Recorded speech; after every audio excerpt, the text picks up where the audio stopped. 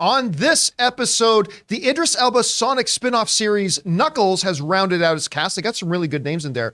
James Gunn responds to criticism about how can you be the head of DC while you're promoting Marvel movies, for heaven's sakes. And speaking of which, what happens to the MCU, theoretically speaking, if Guardians 3 and the Marvels is a flop? We'll talk about that a little bit. Also, The Little Mermaid is going to end up being almost an hour longer than its animated counterpart. We'll talk about that. John Wick Chapter 4 has officially now broken the franchise record as the biggest film of the franchise. And speaking of which, Super Mario Brothers, the movie, had an absolutely dominant second weekend and broke some all-time records. We'll talk about that and a whole bunch more. The John Campea Show starts right now.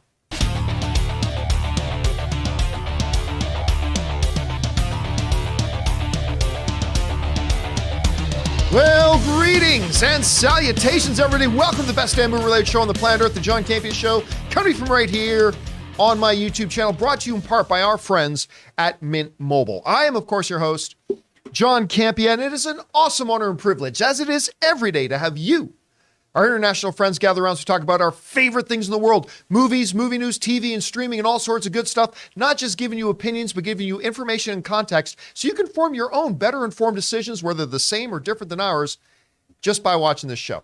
Joining me in the studio today, back there, we got Ray Ora. Oh, jeez. Sitting back there, a friend of Ann and I. Our friends Jennifer and her significant other Alex, who's here in the studio as well, has volunteered to help out around here for a little bit. So our friend Jennifer is sitting back there. Of course, running the show today, we got Jonathan Boyko. And right beside Jonathan, of course, is the delightful Chris Carr with Racket Raccoon. And most importantly, you guys are here. And here's how today's show is going to go. We're going to break it down into two parts. The first part of the show, we're going to talk about some predetermined topics. Then in the second part of the show, we're going to take your questions, the questions that you guys have been firing in anytime, all the time, 24/7 at our tip link at streamelements.com/JohnCampea/tip. So go ahead and send in those questions there anytime, 24/7. And if they're appropriate for our show, you'll see them answered here on our show. All right, a little bit of housekeeping too, guys. Want to remind you that if you need your daily fix of the John Campea Show, but you can't be in front of a YouTube video, good news, there is an audio-only version, simply known as the John Campea Show podcast. Go to your favorite podcasting app of choice today and subscribe to it so it'll be there when you need it. All right, with that down, guys, let's get on to this, shall we? Sonic the Hedgehog is a film series that has been absolutely delightful. Just wonderful. I mean, and it really surprised me. I thought it was going to be quite bad. I didn't really love the concept or anything like that. Even when they changed the design of everything, I didn't think this is going to make any difference. The first movie, totally delightful. The second movie, equally so. And one of the big, great additions to the second movie was the character of Knuckles.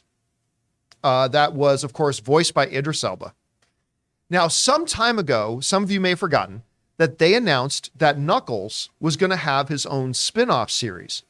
And now we've got a bunch more information as they're going into production on this thing fairly soon, if not already in production. And they've rounded out the cast. And they got some pretty good names on there in the cast for right now. So let's go over and take a look at this. So joining the cast, obviously your leads are going to be Idris Elba and Adam Pally. I hope that's how you pronounce Polly's name. Of course, Adam is in the first two Sonic movies, and they are going to be the center of the plot of the new show because apparently Knuckles agrees to take on Adam's character as an apprentice, if you will, to train him in the ways of the warrior. And the Hound is in this. What's that? And the Hound is well, in this. And I was going to get down to that, but yes, Rory McCann is going to be making an appearance in this, the Hound from Game of Thrones. Scott Mescudi, also known as Kid Cudi, is going to be in there. The original film's Taika Sumpter is going to be appearing in it. I don't think she's going to be there in every episode, but she's at least going to make a few appearances in it.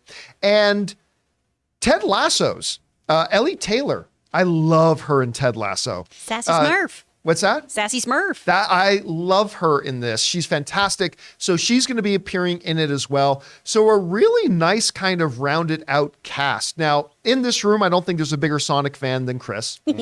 Maybe Ray. No. Maybe, It's probably me. Ray wants It's Shadow. probably me. Yeah. Ray's looking for Shadow. So Yeah. Chris, as the most excited person for the Sonic movies in the room, you take a look at this. Number one, what do you think in general of a Knuckles series that's going to be coming to Paramount Plus? Apparently, it should be noted that it's going to be set between the events of Sonic 2 and the upcoming Sonic 3. What do you think about them doing the series in general, and what do you think about the cast lineup? Well, we're expanding into the Sonic cinematic universe.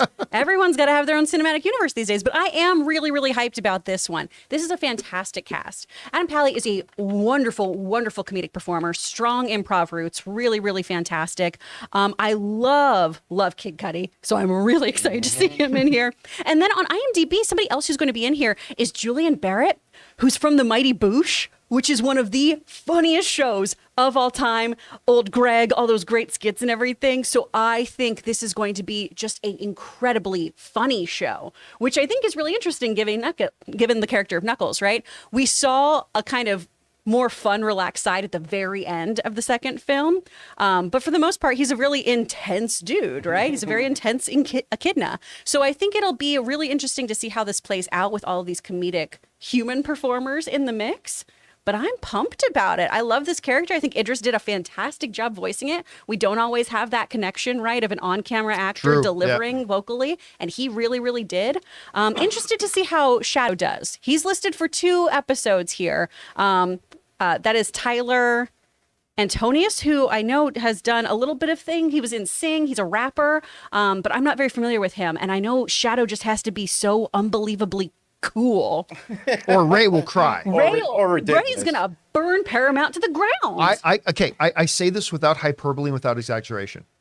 I have never, ever seen Ray Aura as excited in a movie theater as when the post-credit scene for Sonic 2 came up and it was Shadow. I've honestly never seen him get more excited. It was a contest between me and the kid that was sitting right next to me. Yeah, this little kid like so I try to get louder than him, but you know what? Shadow's just such he has like his fan base, and then a lot of people hate the character. I just think the whole thing was like just ridiculous. So that's why I like the character. I think his whole origin is ridiculous.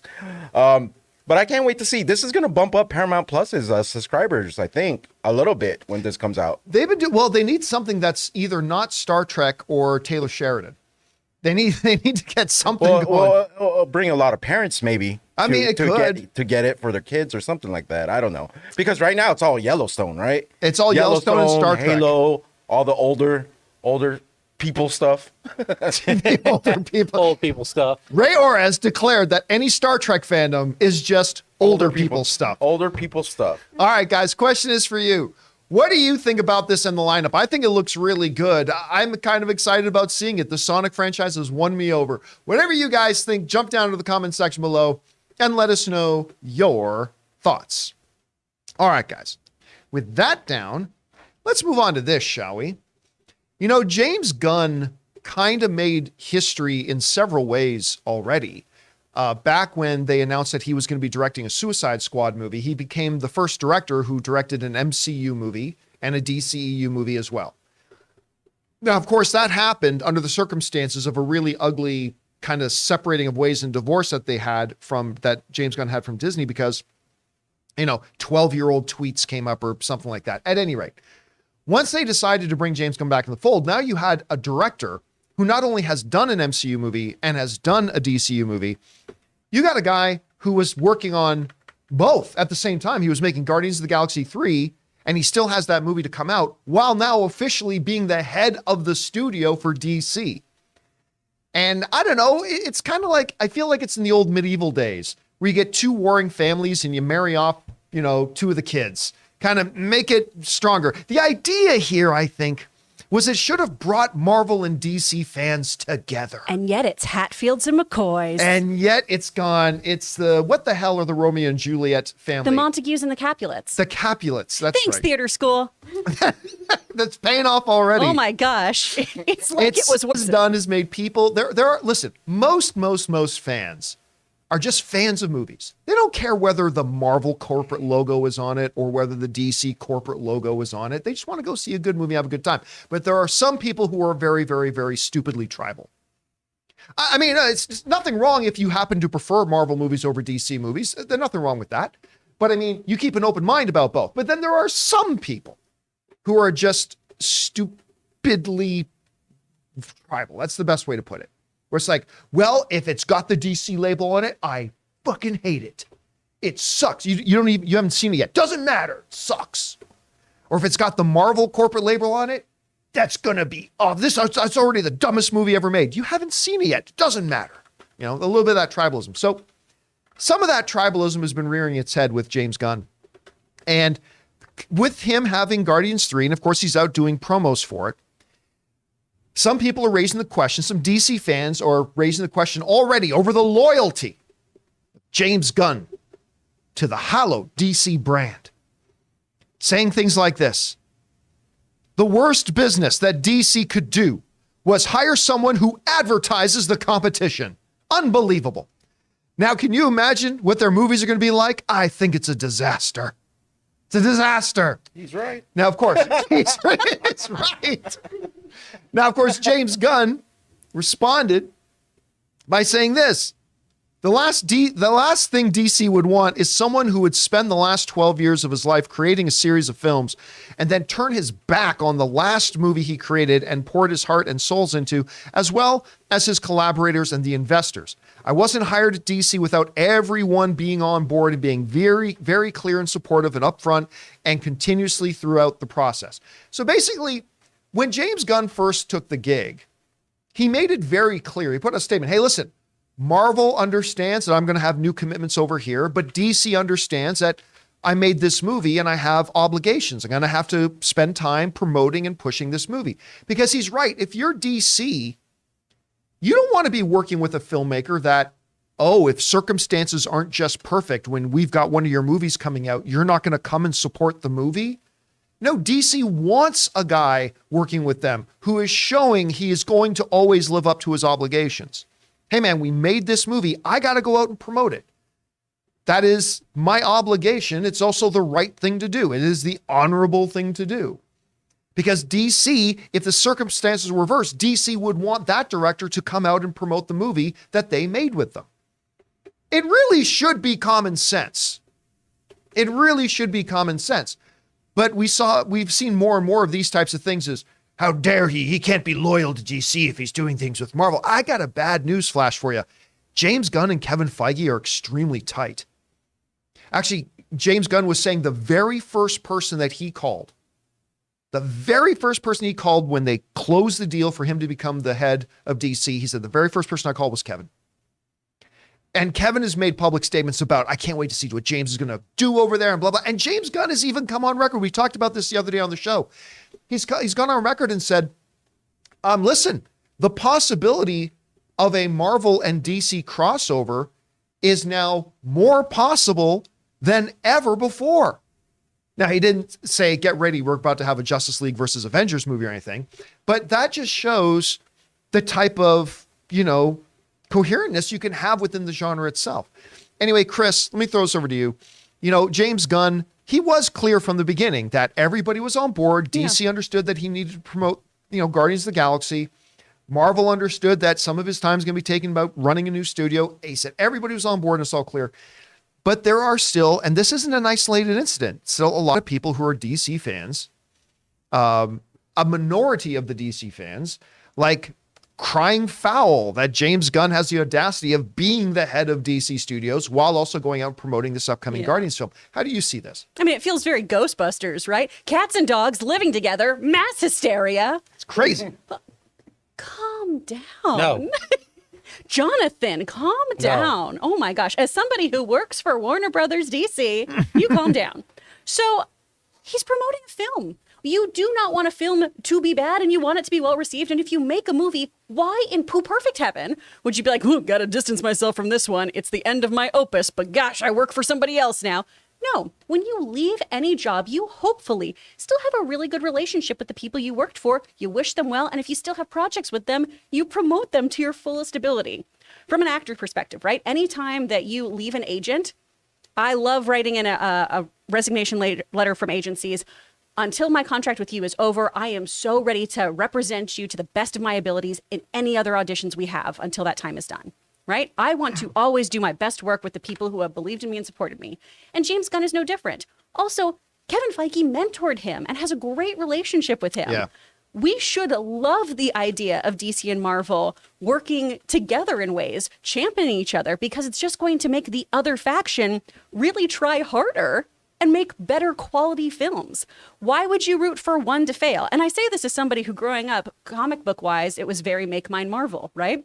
But for a while when I was growing up, DC had the great things that were on television, that were in movies and everything. And I fell in love with all of that. And I've been able to find balance in the two. I want both of these groups to do phenomenally well. And you as a fan, I think, should want that too. Unless you're not emotionally mature.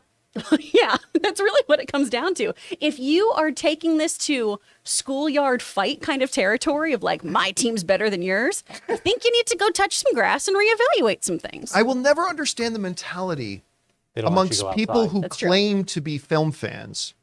And root for films to fail. Yeah, I never get that. I have films I don't like, Sure, but same. I don't hope other people don't like it too. Like, to me, that's an incredibly huge sign of insecurity. It's like, because if you like something I don't like, you're saying there's something wrong with me. No, not as you may not like a movie and other people may. I mean, there are movies I hate, but I hope other people like them and have a good time. I mean, I just will never understand this mentality that of fans are like, well, I like this or I don't like this other thing, and I don't want other people to like it too. Yeah. It's like, come on, come on. So why do you kick me out of the house every time I try? Every time I try to play Terminal. Because then I gotta watch it. See, That's different. You you're can not go letting home. me enjoy. You can go home and You're watch not it. letting Stop me enjoy yelling, my Ray's movie young. on your TV and on your couch. Why can't I enjoy And my on your stuff? paid streaming Eating service. your stuff eating with your your food. snacks and your kitchen and your couch. Your dogs. Honestly, John, it's just selfish. I know. That's I know, selfish, John. I'll learn to grow. Thank I'll learn to you. grow. Thank you. Guys, question is for you. What do you think about this? James Gunn's responding to people who are like complaining that has the audacity to promote a movie that he directed. I don't know. How do you see this whole thing? Whatever your thoughts are, jump down to the comment section below and leave your thoughts there. All right, guys. With that all down, we're going to take a second here and play a little game of over under. That's right. And at stake here, Ray hasn't picked it out yet. We are going to be having one of you guys, one of our channel members, might be able to win a Funko Pop autographed by the cast here, by the crew here. So I asked our channel members, our beloved channel members, Sorry, Neurostrike. if you guys, who do you want representing you? And our channel member, KJ McGrew, is going to be represented by Chris. So if Chris wins, Oh, KJ's in here. KJ's going to get that Okay, signed KJ. Funko Pop. Brandon Salad is going to be represented by Ray. And Neurostrike, our channel member Neurostrike, is going to be represented by Jonathan Voico. I shall do my best. So does everybody have their paddles? Yes. Everybody's got their paddles? All right. Yeah. Simple game here, ladies and gentlemen. I'm going to propose a Okay, Jay. context. I'm going to say whether something is over or under, and then our contestants will say whether they think the answer is actually over or under. If they get it right, they get a point. If not, they don't. After 7 questions, we will see who wins. Jen, you ready to keep score? Yep. All right. We move on to our first question in over under. The first question is, how many people did John Wick kill in his 4 movies combined? I literally was thinking about this during John Wick 4. Really? I'm like, what is the count? I would love to know. How many people did John Wick kill in his 4 movies combined? Over or under 403.5. Oh, butts and poops and farts. Okay.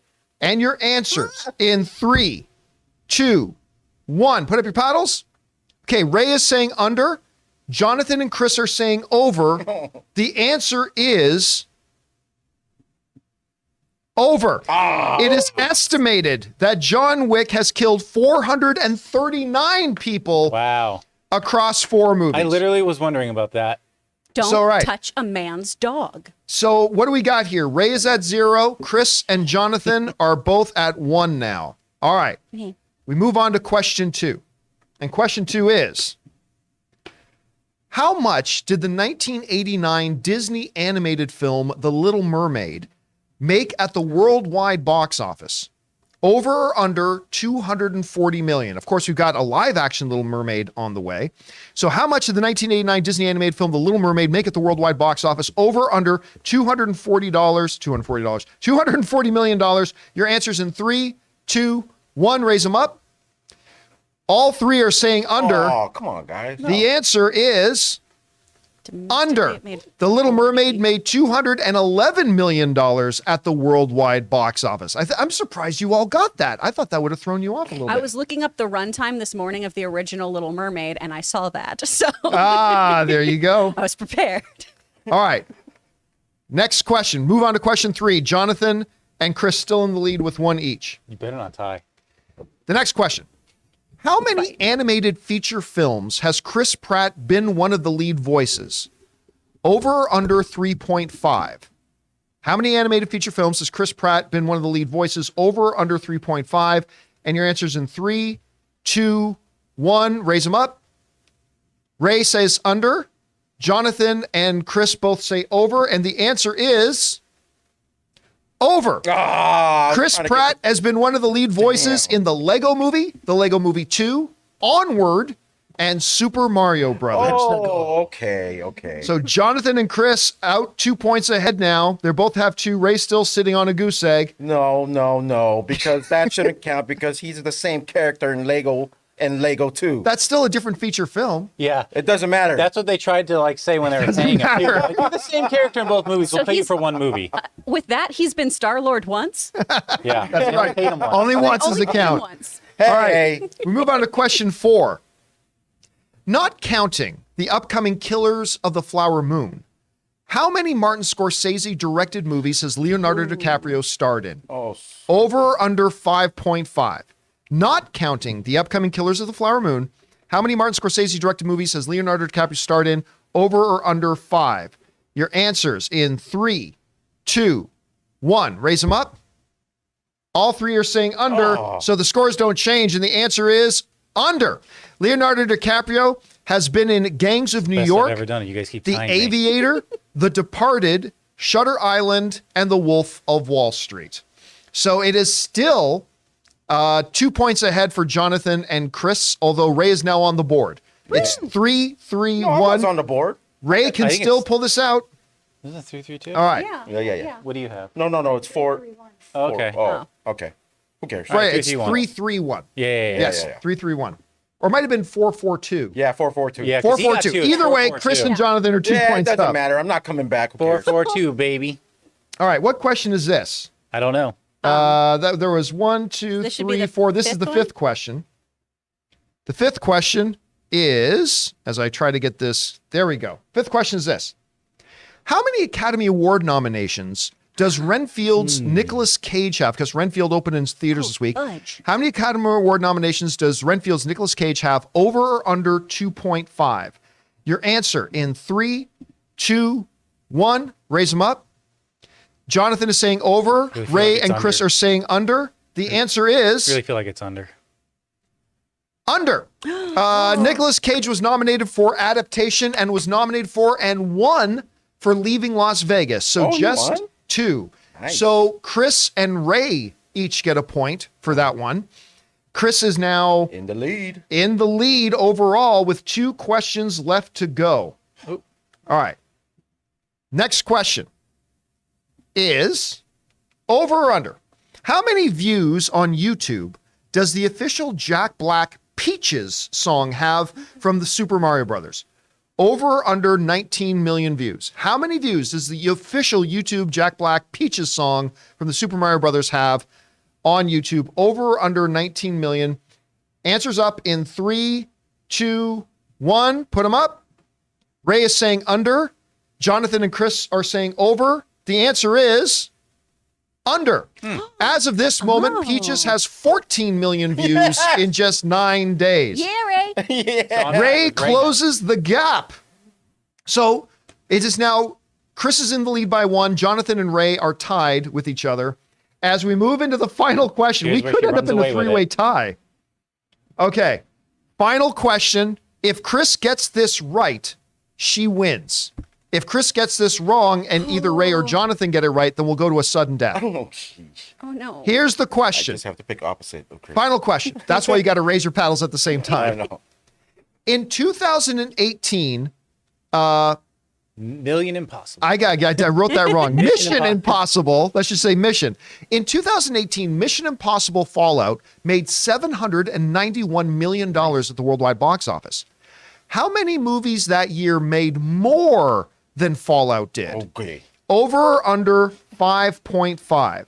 How many movies in 2018 made more money than Mission Impossible Fallout? Over under 5.5? Your answers in 3, 2, 1. Raise them up.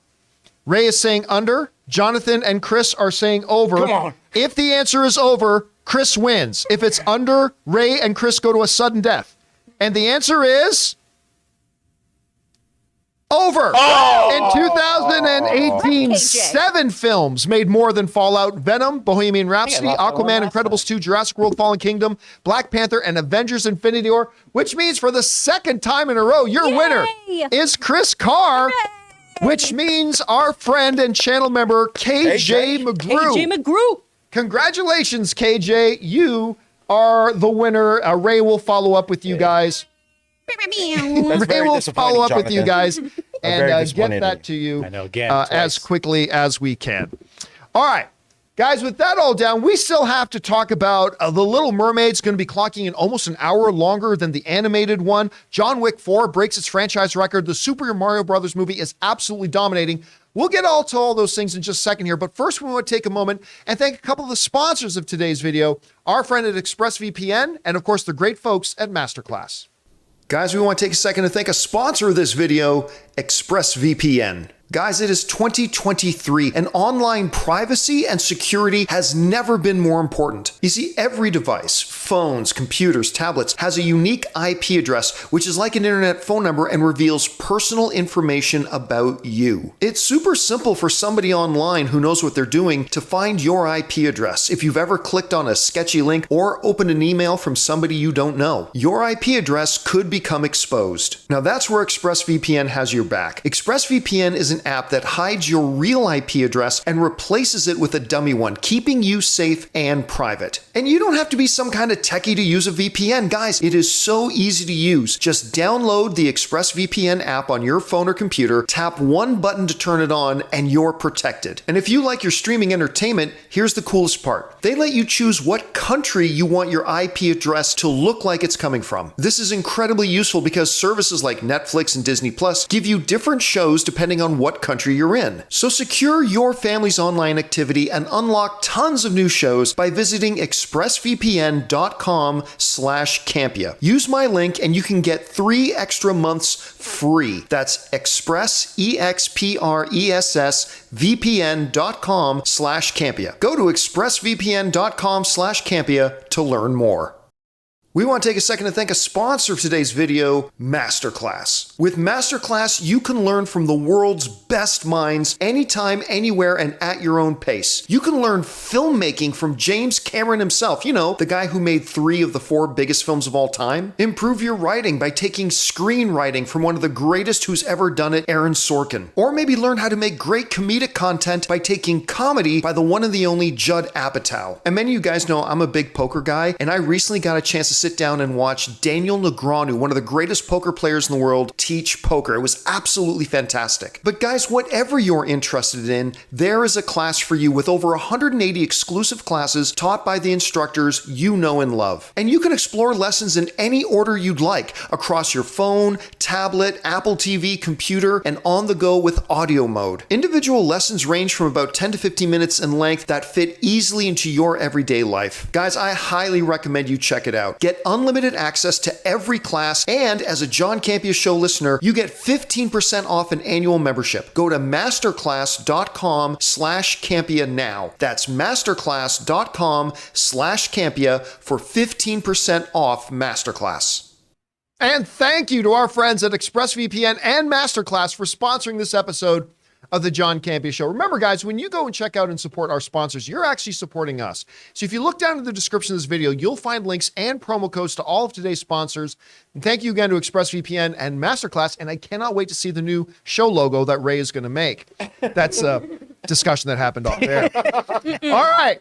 No. That all down, guys. Let's jump over, shall we, to our Mint Mobile hotline question of the day. If you guys have a question for the show and you want to hear your voice on our show, go ahead and call our hotline number 24/7. It's totally free. Just call it at 951-268-4259, and maybe you'll hear your question on the show. And today we got a question of, Hey, what happens if Guardians 3 and Ms. Marvel doesn't do so well? Check it out. Hey, John, this is Tad, big Marvel fan, and I just want to know, what does Marvel do if Guardians 3 and the Marvels are both really bad?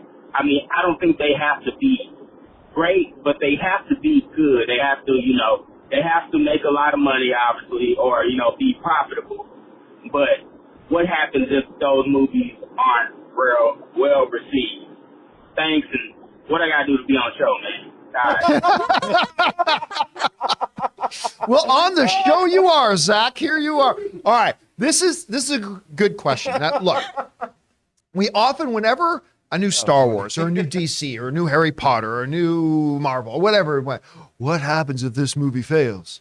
That's always the big question, right? But I would contend that question for Marvel is becoming a little bit more relevant. Look, one of the things that I've always said when people ask, because whenever a new Marvel movie's coming out, inevitably you get 1,000 people writing and ask, what happens if this movie fails? Well, then it fails. Then they'll just move on. They just keep going. Because Marvel, unlike the old DC, is not hyper overreactionary, right? If things are going well, listen, you got to expect, most studios are 50-50. They put out a good movie, they put out a bad movie, they put out a good movie, and whatever. But Marvel has had such a long track record of success that it's always been the case that, hey, if they hit a movie that's a real stinker, oh well, they brush it off and move on because they've got such a great track record of success. I will say this. It's getting a little bit more questionable because lately, the MCU has not fired on all cylinders consistently like they did in the first three things. Yeah, every once in a while you had an Iron Man 2. Yeah. Right? Or a Thor the Dark World. Yeah. But for the most part, you were almost guaranteed when you would go to a Marvel movie through the first three phases that you were going to have a banger of a time. And the movie was going to be hugely successful and blah, blah, blah. That was just the standard norm. It's not so much that anymore. There's still very good track records still, but I mean, it's not as home run guaranteed as it was. And if we go back and look now at the last three Marvel outings, we've seen they've all performed under what the previous film in their series has done. Take a look at this. So like Ant-Man and the Wasp 2, the second Ant-Man movie, made $622 million at the box office. But the more recent one that just came out, Ant-Man and the Wasp Quantumania, it only managed to pull in $474 million, which once again was more than what? Black Adam. There we go. Still more than Black Adam. Yeah. Still more than Black Adam, but it made 400. Still, that represents a noticeable drop. Also, one of the three most recent movies, the first Black Panther made $1.35 billion at the box office. Now, Black Panther Wakanda Forever made $859 million. Now, $859 million is still a number that most directors would kill to have a movie that makes that much. That is nothing to sneeze at. It is still a remarkably huge success for them. They made them lots of money.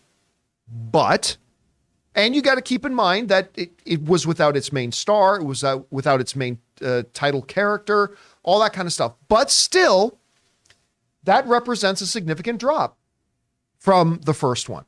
I would contend that the first movie was also a markedly better movie than the second one. But there's that.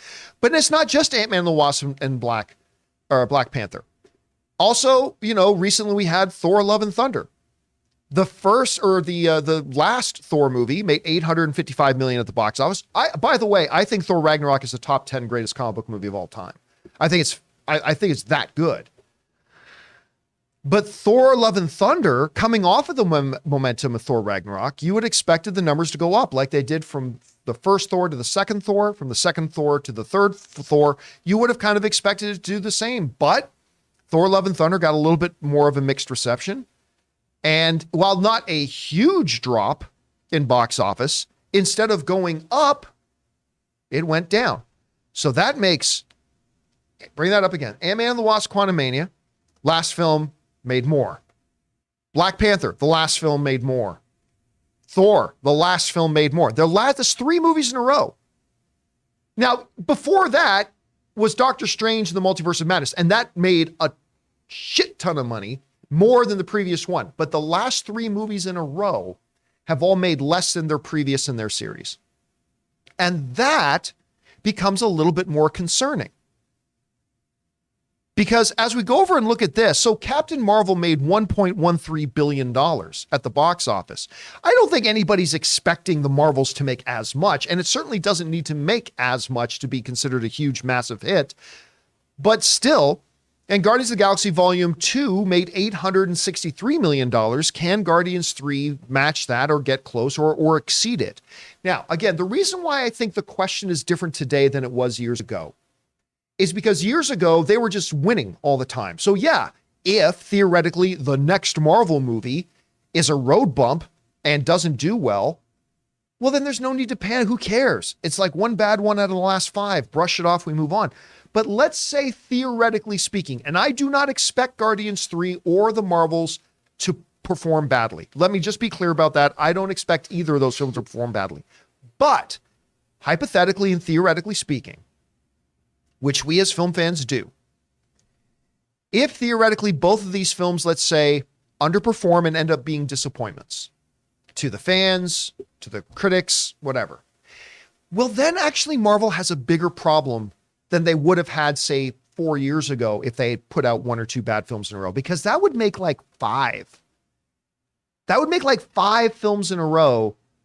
Granted, Thor: Love and Thunder still made a lot of money. Granted, Black Panther: Wakanda Forever still made a lot of money. Yes, but it would represent for them something, territory they've never been in, which is 5 films in a row that ended up performing under what the previous installment of their franchise did. 1 loss is a loss. 2 losses is unfortunate. 3 losses is a losing streak. And 5 would represent a bad streak, a negative streak. I would say this, what actually practically happens? Again, 3 years ago, I would say nothing. Nothing. You just keep going forward with your plan because you're going to hit a road bump once in a while. But now, if it's 5 in a row, I think there will be some panic buttons being pressed.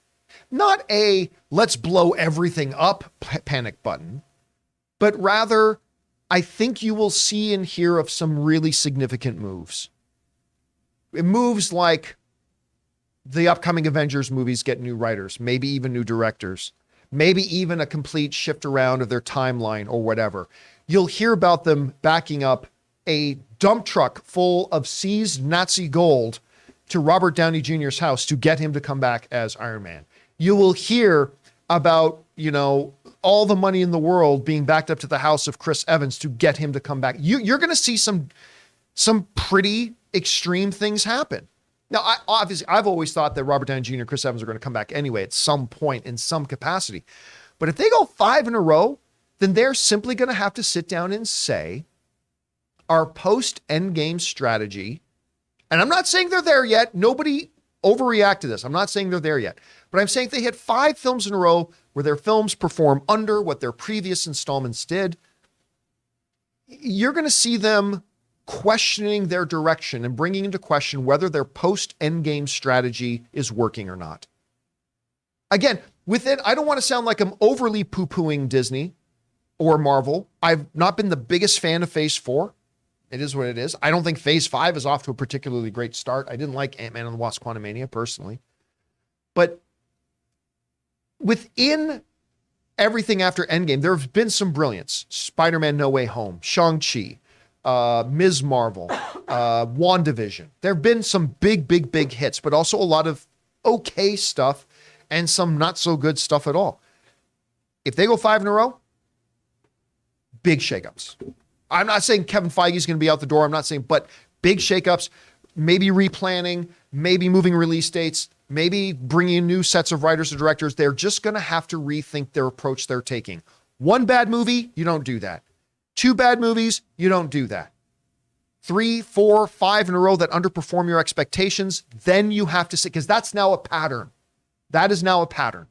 Anyway, Chris, we're speaking purely hypothetically here, because I do expect Guardians 3 to, number 1, be great and to do very well. We believe. We believe with a little rocket there. But you're going to make it, buddy. Let's talk in theoreticals. I believe you. In theoreticals. Mm-hmm.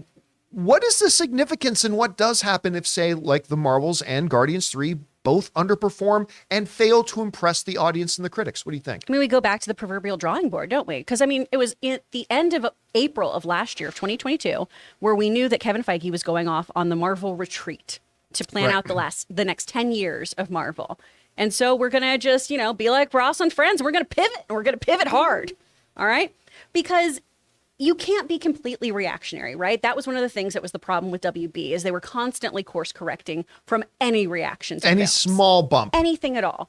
And Marvel has, for the most part, stayed the course. But to your point, after 5 movies that do not perform at their peak, you do have to reevaluate things. And you do have to see, okay, what are the commonalities here? What actually are things that are making these movies not as effective as they used to be? Is it our edit? Is it our marketing? Is it the stories that we're telling? Are we not focusing on characters the way that we should be? Those sort of things. You go back to the drawing board and you see what you need to do. Now, I think that Guardians is going to be a solid moment for us. I really, really do. I've got so much faith in James Gunn, his grasp on these characters. I think the Christmas special, honestly, was a lovely little reminder of, hey, we know what we're doing here. We've got this. We understand who the Guardians are. We're going to tug on those heartstrings and still also have some really ridiculous, goofy things. We're going to have amazing celestial kind of moments, like stuff that happens cosmically, but still going to feel really grounded because it's all about these characters who are a chosen family. And that's where James Gunn really, really thrives too, is when he tells stories about chosen families. Yeah. So I feel like this is going to be getting back to what always made Marvel's heart tick, and that is character-driven stories with characters, people, rodents, whoever, that we really, really care about. And I think it's going to be a reminder of what Marvel should be focusing on in the future. All right, guys, the question is for you. What do you think will happen here? Again, it's all hypothetical and theoretical, but theoretically speaking, let's say Guardians 3 underperforms. I don't think it will, and the Marvels disappoints and underperforms. What then does Marvel need to do? What then will Marvel actually do? Will they just continue to stay the course? Will they say, hey, that's 5 films in a row that have performed under what their previous installments did? Maybe we need to evaluate. Are they going to push a panic button? Are they just going to be really calm about it? Whatever you guys think, jump down to the comments section below and let us know your thoughts. All right, guys. With that down, let's move on to this story here, shall we? Now, you guys may have heard that a brand new Little Mermaid movie is on its way and coming out in theaters. And I got to tell you, I've read the comments. I get it. I think the trailer was really good. I am not even a big Little Mermaid fan. I made Anne agog and aghast when she and I were talking about The Little Mermaid the other day. I mentioned, I'm not even that big of a fan of the original one. She's like she's having to reevaluate our entire relationship and which bedroom I need to sleep in. When I said that, I'm just not a big fan of the original. But listen, I thought the new trailer looked quite good. I'm excited to see it. And whether or not it's actually good or not, we'll find out. We've seen lots of trailers that I like to movies that I ended up thinking sucked. So we'll see how that goes. Well, a new story has come out revealing that we've got indeed a new movie coming out here. And we've got a runtime on it. And that runtime is actually significantly longer than what the original film was. Because according to this, the original film ended up being, how long? It was 84 minutes. No, it wasn't 84 minutes. What was the length of the original one? Yeah, it was 83 or 84 minutes. 87 minutes. 87 minutes was the length of the original animated Little Mermaid. So 1 hour, 27 minutes. The new one is going to be 2 hours and 15 minutes long. So that's not quite an hour. Sorry, Ray. But it's like, what is it, 47, 48 minutes longer? So that's a significantly longer runtime. And I've read a number of people online talking about this, well, wait a minute, that's honestly panicking a little bit. It's like, why are they stuffing in so much extra stuff? What's with all the fluff being put in there? Well, I don't think anybody should get too worked up about this extra runtime, because when it comes to the Disney live action adaptations, they always end up being sometimes a little bit longer, sometimes significantly longer. Check this out. The original Aladdin was 1 hour and 30 minutes long. The fabulous live action remake, it's so fun, was 2 hours and 8 minutes. The original is still better. The original anime was still better, no question. But the live action But adaptation in was a world absolutely of stinky fantastic. live action remakes, that's a fabulous movie. That's just in general. And it's almost 40 minutes longer. So nothing different there. DC would have done it better. The original Beauty and the Beast. By the way, the first animated film in history that actually got nominated for Best Picture at the Academy Awards, never happened before that, was 1 hour and 24 minutes. The live action remake was 2 hours and 9 minutes. So again, not unusual for them to do. Not as good as Aladdin, the live action adaptation. Cinderella. The original Cinderella was 1 hour and 14 minutes long. The live action one, directed by Kenneth Branagh with Lily James. With Lily James as Cinderella. By the way, this movie's great. I really do like this live action That adaptation. was the first live action, right? I know. I think Maleficent came out before it. I think there might have been one or two before it. But this was, I think, the first live action adaptation they did that I actually quite liked. And it was, again, over a half hour longer.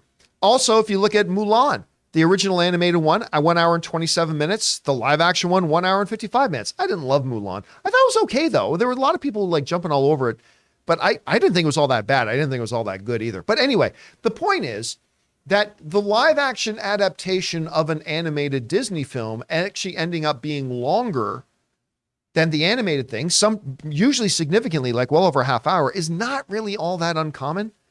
Because in a live action film, you can let things breathe more. You can explore a few other things. You can do more things dramatically. And sometimes you need to do more things dramatically that in an animated film, you can kind of pass by with. So I honestly don't think it's that big of a deal.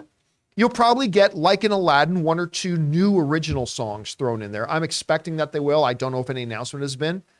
Because what was the one that Princess Jasmine sings in the live action one? I Will Not Be Silent or something like that. It was actually a really, really good song. It was an addition. It was, Speechless, what's that? something. Speechless or something. Yeah, silent, spoken. Speechless? Okay, there you go. Thank you. I mean, that was actually quite a good one. It's a great It was a song. good song. So I'm guessing maybe they'll add one or two more musical numbers in there and stuff like that. Anyway, I don't think this length of this movie being, what are they calling it, 2 hours and 15 minutes? I do not see this as either a positive thing or a negative thing. It just is. It is what it is. And hopefully the movie ends up being that 2 hours and 15 minutes was the perfect runtime for it. Whether it is or not, we'll find out. Anyway, Chris, you saw this. This is going to have a significant longer runtime than the original anime. What do you think about the original animated, and what kind of significance, if any, do you see with this whole length difference? I love the original animated one. I saw this so many times. I had the VHS to age myself, and I played it all the time. I loved it. But one of the things that a lot of these live action films do is they do expand upon these characters and they give them a little bit more backstory, right? So why does King Triton hate humans? I mean, you can have the very basic, like, well, because humans fish and kill his subjects, and that's a thing. But if we look back to Ariel's beginnings, get over it. the straight to VHS film that gives us information on Queen Athena, we know that she had a run-in with a pirate ship, and so Triton hates all humans on principle because they're responsible for Is his that wife's canon? death. It is canon. Okay. Yeah. So we're probably going to get into some of that stuff of why does Triton feel this way about humans? How does that work for all the other mer people? Are we going to expand on Ariel's sisters a little bit? That sort of thing. So if you do little tweaks every now and then to just different things, it's going to add runtime. Am I a little nervous about that? Sure. Because I had a very different reaction than you to the trailer where I went, oh, this looks very uncanny and I'm not in love with it. So I'm really, really hoping that what we are adding here just adds to the story and the characters as a whole. But I do think we all just need to take a little breath and hope for the best. All right, guys, question is for you. What do you think about this? Little Mermaid is actually just continuing on the tradition of Disney live action adaptations being noticeably longer than their animated counterparts. In some circumstances, it worked great. Cinderella, Aladdin. In some circumstances, maybe not as well. Mulan, Beauty and the Beast, Maleficent. I didn't like Maleficent at all. Anyway, I like the first questions one. for you guys. What do you think about this? Jump down into the comment section below and let us know your thoughts. All right, guys. With that down, let's move on to this here, shall we?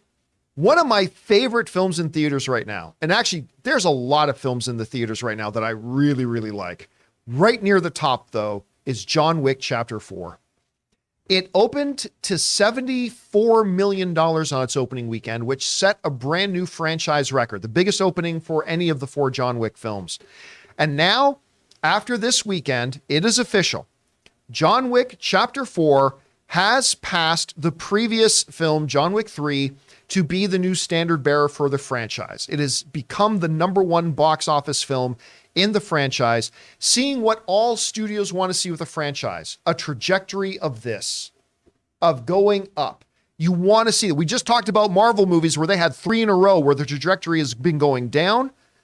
But with John Wick, it has been John Wick 1, John Wick 2, John Wick 3, now John Wick 4. We go over and take a look at here. John Wick, the first movie, pulled in $86 million. Now, this is worldwide. Now, the John Wick movies have never been huge blockbusters. They've just been freaking great movies. But John Wick Chapter 1, $86 million. John Wick Chapter 2, $174 million. John Wick Chapter 3, $328 million. And now, as of today, John Wick Chapter 4 continues that trajectory of success for the John Wick franchise, pulling in $349.7 million. I don't know if it's going to get to 400, because if it does get to 400, what movie does that make it more than, Ray? Black Adam. There we bang, go. bang. Whether or not it will get over Black Adam or not, I'm not sure, depending on the pace of the film right now, but it has now become the #1 thing. Chris, let me ask you this. Mm-hmm. The John Wick films, in many ways, they're very simple films, right? The first one starts basically as a revenge pick. Not a revenge for his town being destroyed or the death of his master. The death of a puppy, which sounds silly, but honestly was one of the most brilliant moves ever because it got the whole audience on board for not just the first John Wick. We got to remember, this all started with a dead puppy, right? A perfect puppy. A sweet perfect Daisy. puppy.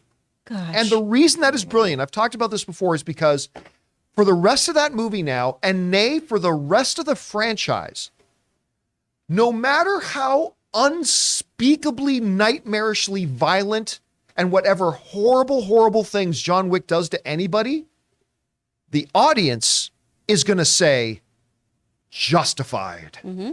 Because we loved that fucking puppy.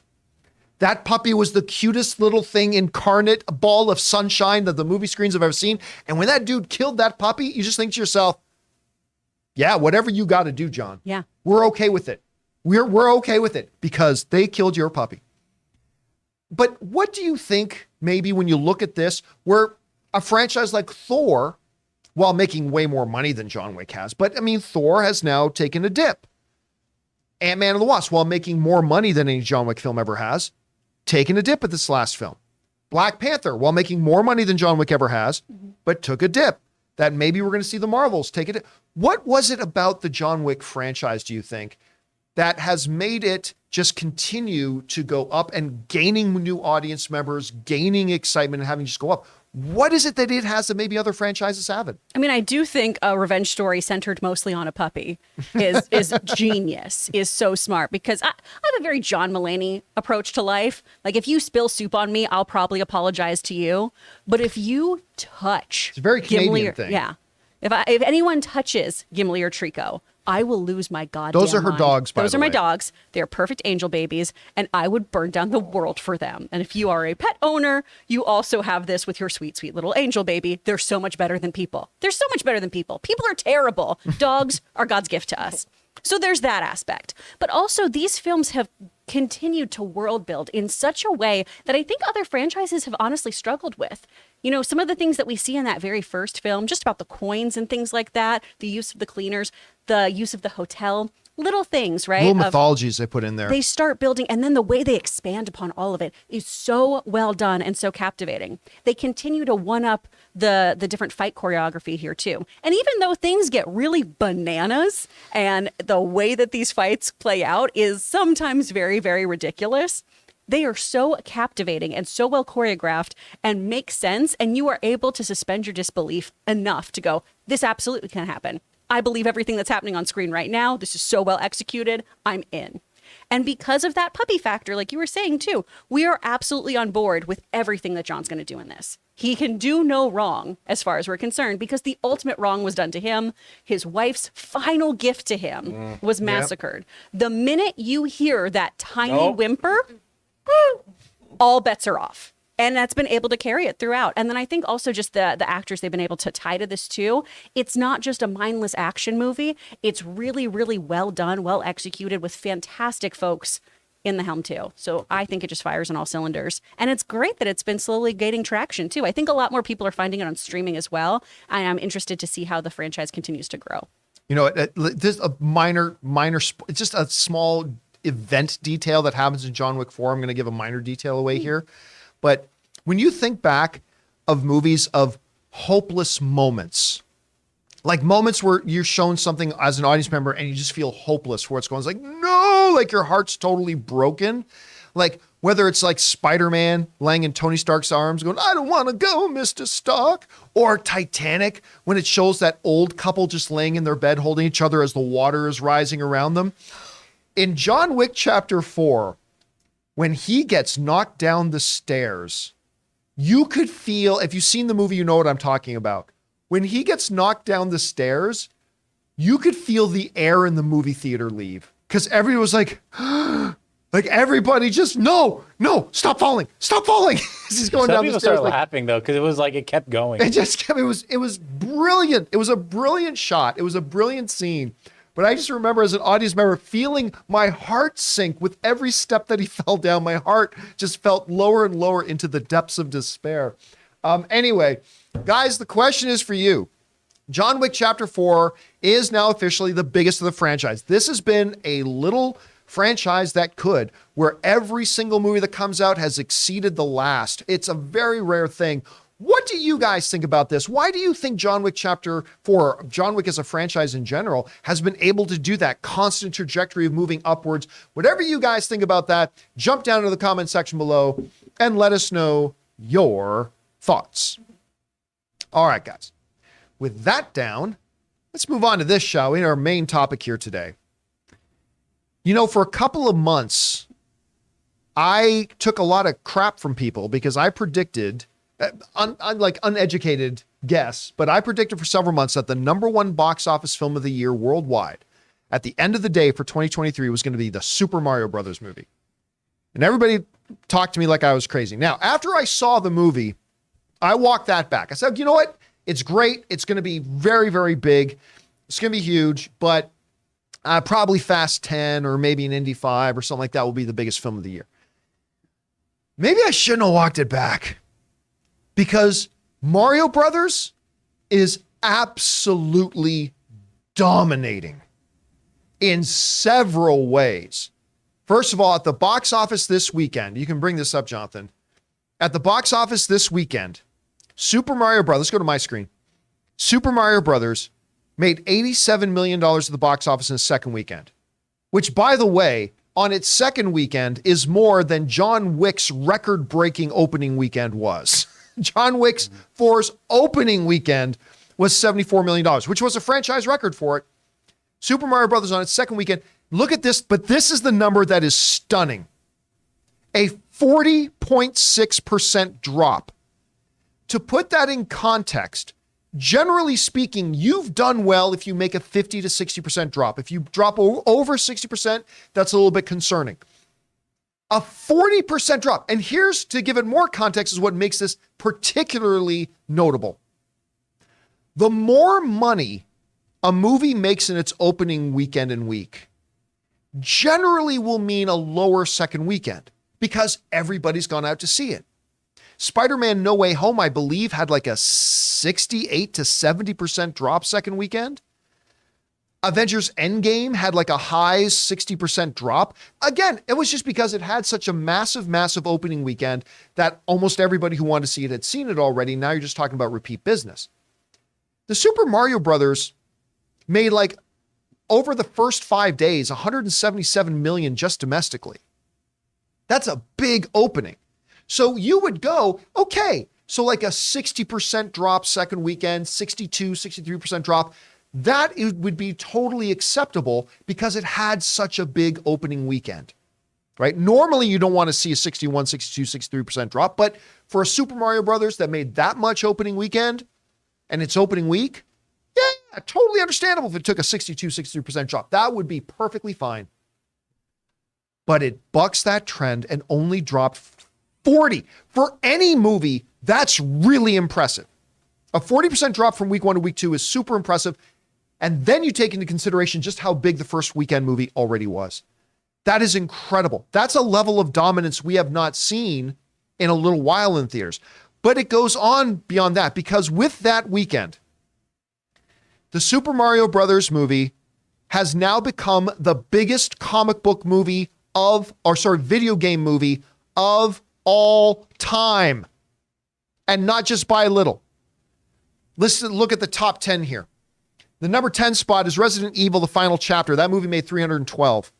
Obviously, the video game adaptations have had a very different level of success than comic book movie adaptations have, but still. Sonic the Hedgehog made 319 million. Jake Gyllenhaal's perfectly cast The Prince of Persia It's a roller coaster. made $336 million. Angry Birds made 352. Ray's Uncharted made more than Black Adam at $401 million. Sonic the Hedgehog 2 took its franchise trajectory upwards, being the 5th biggest video game movie adaptation of all time at $405 million. Dwayne "The Rock" Johnson's Rampage, that movie should have made bus fare. That movie had no business making more than $100 million, but it had Dwayne Johnson in it, so it made $428 million. Wrap your heads around this. Dwayne Johnson's Rampage movie made more than Dwayne Johnson's Black Adam movie. I still can't believe that. That movie had no business being as good as it was, though. No, it shouldn't have been fun. It should not have made any money, and it was pretty fun, and it made a decent amount of money. The third biggest comic book movie or video game movie adaptation of all time, Warcraft, a movie that I did not think was the dumpster fire that a lot of people make it out to be. It wasn't great. I wanted better, but I still enjoyed it. $439 million. And up until this past week, the biggest video game adaptation movie of all time was Pokemon Detective Pikachu at $449 million. All good, all great. In 10 days, and 10 days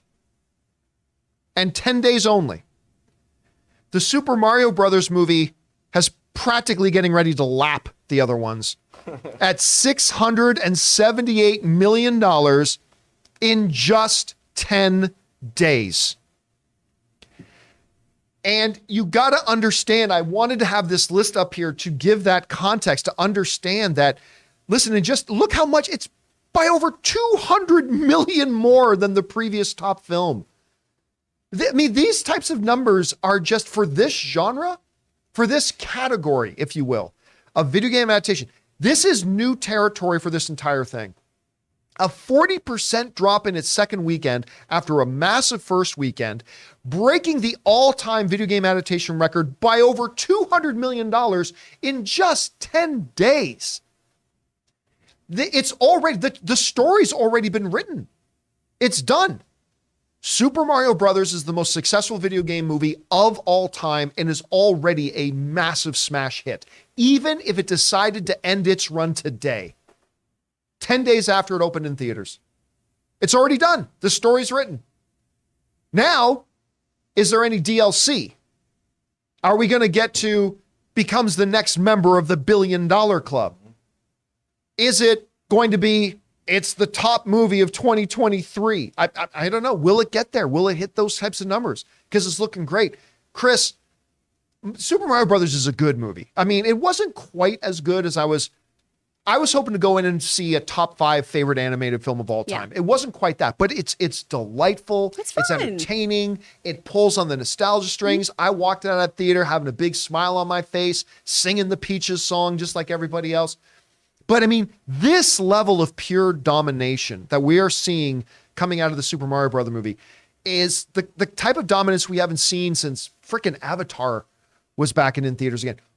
What do you make of these numbers and what's standing out to you as being most impressive? I mean, honestly, when we have that video game hierarchy list there, I love that our top 2 contenders are Mario and Pokemon, because that really is the most recognizable IP that Nintendo has. Pokemon always dominates. I was watching Pokemon Journeys yesterday while I was doing my taxes. It was great. It was a fun time. Love that show. So I love that they've been really capitalizing on what's worked for Nintendo so much. And it also further supports that a Zelda movie is just moments away. Oh, They're they gotta go with it's Zelda a cash now. cow that they're absolutely going to grab. But I think this also is doing so well, and I can only speak to, you know, my own personal theater that I go to, is repeat visits too. People love this movie every single weekend. I'm going to get my Starbucks and I go see the Regal. There's always kids dressed up in Mario cosplay. Weekend after weekend still. I said there was going to be strong repeat. Yeah, it's Yeah. been amazing. And they're so excited about seeing it. And they just want to talk to you about all the things that happen in the movie too. It's so great. We're like, have you seen it? Everything about it's so good. Like it's just doing so well with repeat family visits.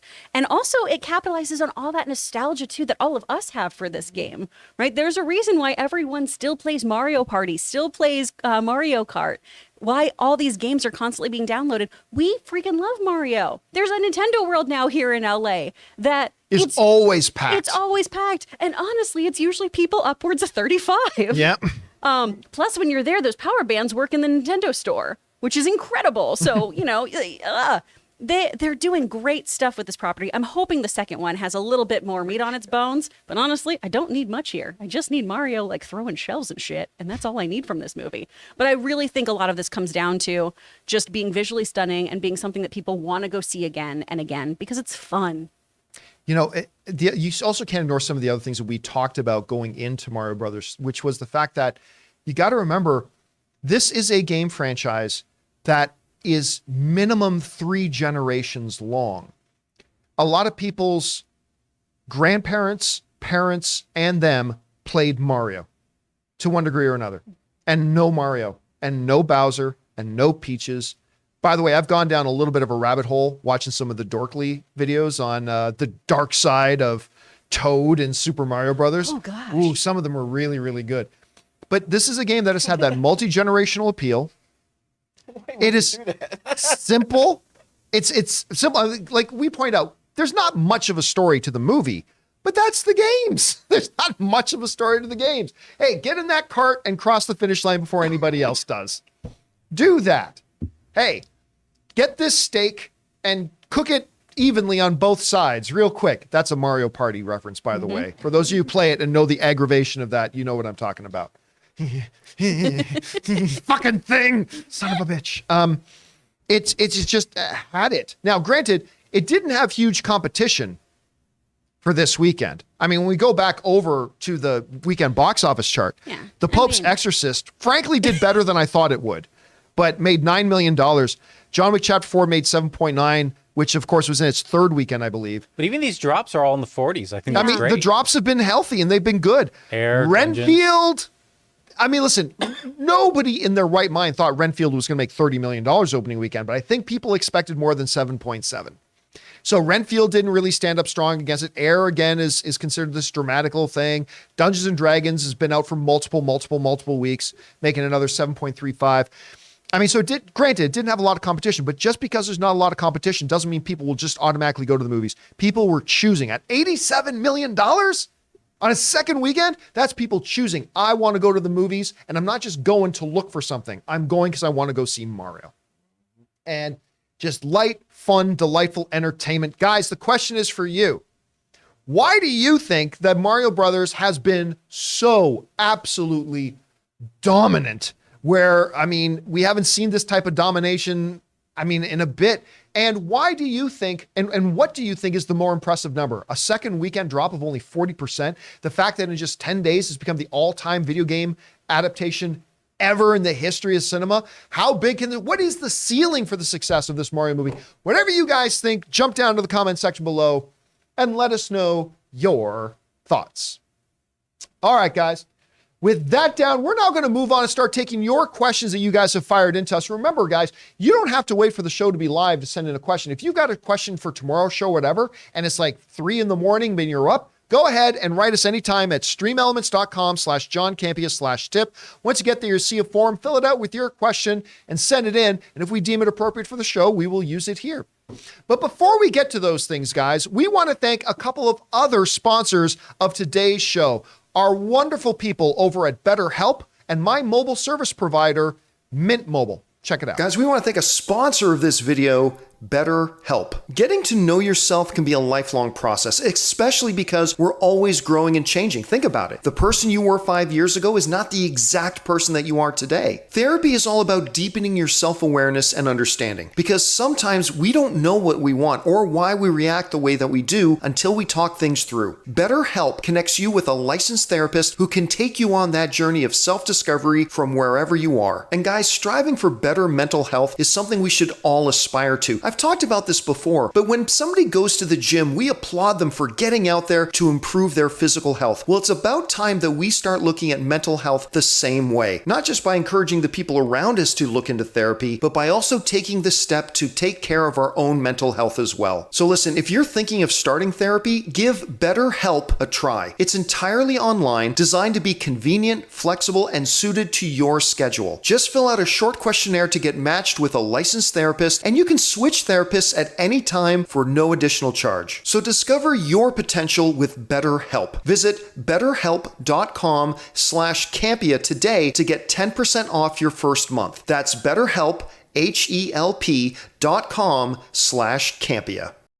We want to thank a sponsor of this video, Mint Mobile. From the gas pump to the grocery store, your utility bills and favorite streaming services, inflation is everywhere. Seriously, make it stop. Thankfully, there's one company out there that's giving you a much needed break. It's Mint Mobile. As the first company to sell premium wireless service online only, Mint Mobile lets you order from home and save a ton with phone plans starting at just $15 a month. You guys know that ever since I switched to Mint Mobile, I've been saving almost 70% a month over my old phone plan. For people looking for extra savings this year, Mint Mobile offers premium wireless for just $15 a month. By going online only and eliminating the traditional cost of retail, Mint Mobile passes the significant savings on to you. All of their plans come with unlimited talk and text plus high-speed data delivered on the nation's largest 5G network. Use your own phone with any Mint Mobile plan and keep your same phone number along with all your existing contacts. Switch to Mint Mobile and get premium wireless service starting at just $15 a month. To get your new wireless plan for just $15 a month and get the plan shipped to your door for free, go to mintmobile.com/Campea. That's mintmobile.com/Campea. Cut your wireless bill to $15 a month at mintmobile.com/Campea. And thank you to our friends at BetterHelp and Mint Mobile for sponsoring this episode of the John Campea Show. All right, guys. With that down, let's get over to the important stuff, the stuff you guys want to talk about. So, Chris, what do we got in the questions? From LVR Art of. Hey, J. Crew. I just saw the new Makoto Shinaki film, Suzume, and I was enamored. You said that 2023 has been a great year for movies so far. This film is no exception. It truly is an incredible film, John. Would love for all of you to see it. Oh, I do want to see this one. I'm not familiar with this one. Is that the anime? Yeah, it's an anime, and usually the Regal near me on Sundays has a whole bunch of anime screenings, and it's not playing at my theater, and I'm very frustrated by it, because that's how I was going to treat myself before I did the taxes. Treat yourself. Yeah. All right, what's next?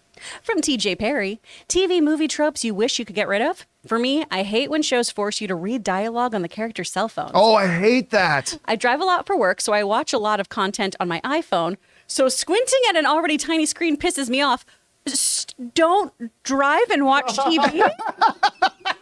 I know, that's kind of the thing. First? Yeah, we may have uncovered a bigger problem. TJ, what you doing? Well, Chris does taxes while driving.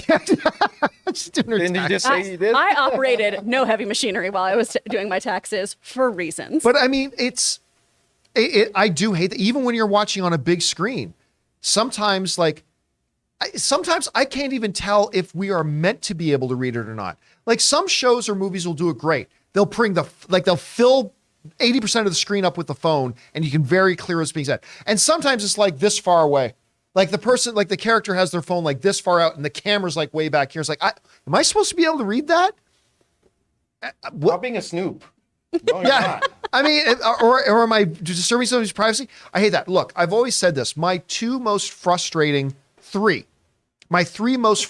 tropes. Four. 7 most frustrating tropes about these movies and TV shows sometimes is this. Back in third place is sex isn't messy. So I always hate watching a movie or TV show where it's like a man and a woman dip into a side room quickly at a party or behind some curtains. bang away, and then just walk out, just adjusting their hair. It's like, I'm not going to go into details here on the show. What happens when they do that? Half your audience was like, Yeah, not going to go into details on that, but it's like, that's frustrating. It's like, it's not that clean cut. No. The second thing, of course, is that whenever the hero of a movie or show is in love with the girl and that girl is already with somebody, that somebody is an asshole every time. Like, Jim just came back to town. He found the girl that got away. But unfortunately, she's already dating this guy who's a Nazi puppy kicker. Dun, dun, dun. Like, it's always that, right? well, 9 times out of 10. Is a Nazi. I mean, kick it. I mean, 9 times out of 10, the current boyfriend is because the movie producers want us as the audience to feel it's okay for him to try to break up this marriage. We want him to break up this marriage. Yes, break up that boyfriend and girlfriend. Break them up. I mean, so that one frustrates me too. I really kind of like it when they have the hero finds the girl that he loves and the girl's already involved and the guy she's already involved with is actually a really good guy. Yeah. That it doesn't happen often, but Not usually at Hallmark. and a Hallmark. But then by far, you guys know what I'm going to say about this. My number one trope I hate the most is meet me at midnight at Death Peak, which is, of course, and I just saw this in a show last week where here's a theoretical situation. Detective Marks is on the case and he's trying to solve this murder. And he gets a call from somebody and somebody says, Detective Marks, I've discovered who the killer is. And Detective Marks says, who? You know what's going to happen next.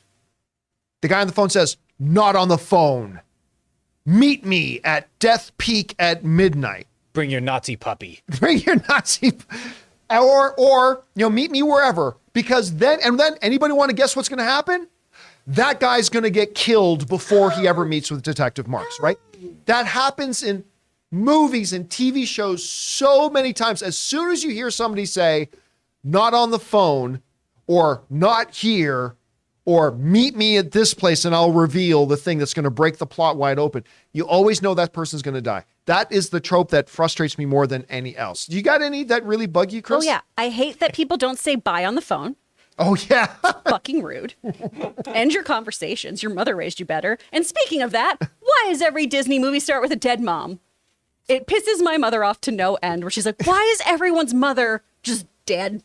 Just gone. And it really is just so you create sympathy, because there's this like underlying notion of like, well, she doesn't have a mom, so this single dad is raising her. Don't you feel bad for them? Which is such a horrible dynamic to create. Like, why would you do that? Where is Why? Belle's mama? She's got Papa. We Where's... never discuss it. Nope. Right? We know Belle doesn't have a mom. Jasmine doesn't have a mom. Ariel doesn't have a mom because of the pirates canon. Like no one has a mom. Oh, Bambi had Cinderella, a mom. double orphan. Bambi had Double a mom. orphan, yeah. Bambi Simba Had a mom, yeah. Simba had a mom. Simba did have There a mom. we go. Simba. We pulled that one out. Yeah. All right. What's next? I'm sure the Beast has a mom somewhere. Somewhere. But she didn't raise him right. From Ethan Holgate, 1 of 3. Hi guys, have any of you gotten a chance to see Renfield yet? I didn't have. I do have to say I really, really liked it. Super kick-ass. I felt like it had a Ghost Rider 2 feel in terms of its crazy, over-the-top pace and editing. Wasn't expecting that Nick Cage, but he killed it as Dracula. I thought he could. Though I couldn't really tell from the trailer if his performance would be campy or serious, loved it nonetheless. I also got a graphic novel vibe from it. Makes sense considering Robert Kirkman wrote the script. Everyone else I thought was brilliant in their roles. Also definitely couldn't leave out Nicholas Hoult as he killed it. Also super funny time movie. Maybe I think some people might be surprised by it. Thumbs up from me. Well, look, I actually, despite the fact that I think I was the most excited in this office to go see it, No. I did not have a chance to see it. Ann and I went out of town this weekend, so I didn't have a chance to go see it. By the way, poor Nicholas Hoult. I read this great article in Variety this weekend. They did a piece on Nicholas Hoult, and he has had so many big almosts. He read for Top Gun Maverick. I think it might have been for the Goose's Kids role. Probably. I think he was up for that. He would have been lovely. He was up for, he read, had auditions and was up for Mission Impossible 7. That didn't work out for whatever reason. But I love Nicholas Hoult. I've really liked him ever since Warm Tom Cruise Bodies. doesn't. since About a Boy. Yeah, I mean, he's ever since he was a incredible. kid, yeah. Yeah. I saw Renfield at an early screening, and I was so excited because Ben Schwartz is one of my favorite actors in the You didn't like it so universe, much, did and you? I didn't love it. And the people who I saw it with were disappointed too. We were really, really hyped about it. It just feels like it skipped to that second act. The violence in it is wildly fun. It's super, super over-the-top gore. And Nicolas Cage is great. Everyone does a great job with what they're given. I mean, Awkwafina barely has anything to work with. Ben Schwartz delivers on his villain and everything, but there's just not a lot of payoff. And so by the time you get to the third act, it's just, I wish I cared about what's happening a lot more. Had a lot of potential. It was a shame. Well, I'm still looking forward to seeing it. Ann and I are going to run out to go see it. All right, what's next? From Suthius, y'all see that the first Ant-Man is now on Disney Plus with an ASL interpreter on the screen? I think it's pretty cool. Gives an option for viewers. I don't get the backlash, though. Like, if you don't need it, you don't have to choose that version. People are weird. People aren't just weird, Suthius. Some people are assholes. Yeah, let me be very open. Why would there be about- any backlash if it's an option? First of all, deaf people shouldn't have rights. Wait a minute. Sorry, that's not the speech I was going to give. No, I was about to be like, I'm going to roll away from this mic never- so fast. I have never heard. I've not heard about this controversy or backlash or anything. Who would be opposed? I'm guessing these are people who didn't realize it was an option to turn off. Like they just think it's just going to Yeah. be there no matter what. Yeah, because they're stupid. Okay. Look, if for whatever reason you thought that was the case, You're an all idiot. right? Like you didn't realize there was a button to turn it off, or like if you thought that the only way I can watch Ant-Man and the Wasp: Quantumania or the first Ant-Man movie is if there's somebody down in the corner of the whole movie doing sign language. I get that because I've seen people get angry if they didn't know how to turn off subtitles and they don't want subtitles on their thing. I get it. That's fine. But outside of that, why on earth would any rational human being be opposed to an addition being made to something that makes that movie more accessible to people? I just, why would you not? Like, I would get it if it took something away from them, but it's not taking anything away from anybody. It's just adding something in there so the movie can be more accessible to others. It doesn't impact your viewing of it. I just don't understand what the rationale of that would be. No. Like, why? I'm assuming that's just a very loud minority who's vocalizing that. Again, I've not even heard of this. Yeah. I've not even heard of this being a controversy. So hopefully it's really nothing. Yeah. All right, what's next? From Hitchcock is the GOAT. HBO Max is HBO Plus Warner Brothers. It's HBO Plus DC. It's HBO Plus Cartoon Network. It's HBO Plus Harry Potter. Hey, David Zaslav, here's a novel idea. How about HBO Plus? I mean, they could have. You know, I hate David Zaslav with the Maxophone. It's still one of my favorite Ray Photoshops ever. I, at first, got so sick of hearing people naming the streaming service blah, blah, blah plus. Because how many of them are there? You got Disney Plus? you got Disney Plus, you got Apple TV Plus. Isn't it just Apple TV? What's Apple TV Plus? Plus. Yeah. Yeah. Yeah. Apple There's TV Apple is the TV device. is the device. Oh. And an app. And an Okay. app. Yeah. You can have a That's separate. probably it. I have the app, so I always just call it Apple but then TV. you could actually have Apple TV Plus. Then I think there's at least one or two more. AMC, Discovery. Well, Discovery, there was yep. Discovery. Yeah. So- Was Discovery, AMC. After so many started to do it, though, I started to change my mind about that naming convention because it became synonymous with a streaming version of that brand. Like at first I was like, come on, somebody else already did blah, blah, blah plus. Why are you doing it too? But now it's been done enough times that clearly says to the audience, this is the stream. If they called it HBO Plus, it clearly is the streaming version of that service. So I wouldn't have been completely against, don't get me wrong, I would not have voted for HBO Plus as the name. But I wouldn't have been completely opposed to it either because it kind of accomplishes a task as a name. So I don't think they should have gone with it, but I certainly don't think they should have just gone with the name Max. Yeah. I mean, really? You've got $12 million plus salaried Harvard graduates in your department, and what you came up with was Max? Anyway, whatever. I love David Zaslav. I love what they're doing at Warner. I do, but this is just a brain fart of epic proportion.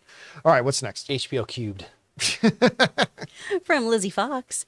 Hey, John, have you heard any new information about The Crown remake starring Bill Skarsgård? Crow? Crow. The Crow, sorry, not The Crown. Whoo! Very different show. Very different role. You know when the royal family starts murdering people. Well, the last thing I heard was back in October of 2022 that they finished filming. Do you think this movie will make it to the big screen anyhow? Kind regards, Lizzie. Sorry I botched that, Lizzie. I think the plan is for it to go to the theatrical. I'm not sure. Listen, I'm not going to lie. I don't have a lot of interest in this movie. Now, there have been many movies I didn't have a lot of interest in that I ended up falling in love with, and maybe that'll be the case here. But I am not as big of a fan of the original Crow as most people are. Don't get me wrong, I like it. I'm not trash talking it. I like it. I'm just not as big of a fan of that first one as a number of people are.